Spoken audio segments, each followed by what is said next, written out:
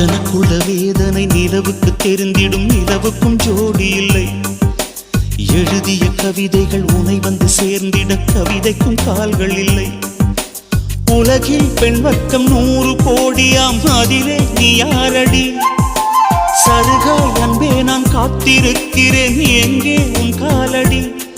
மணி சரி பார்த்து தினம் வழி பார்த்து இரு விழிகள் தேய்கிறேன்.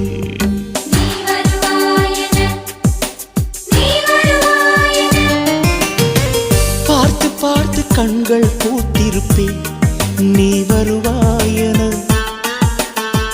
பூத்து பூத்து புன்னகை சேர்த்து வைப்பேன், நீ வருவாயென.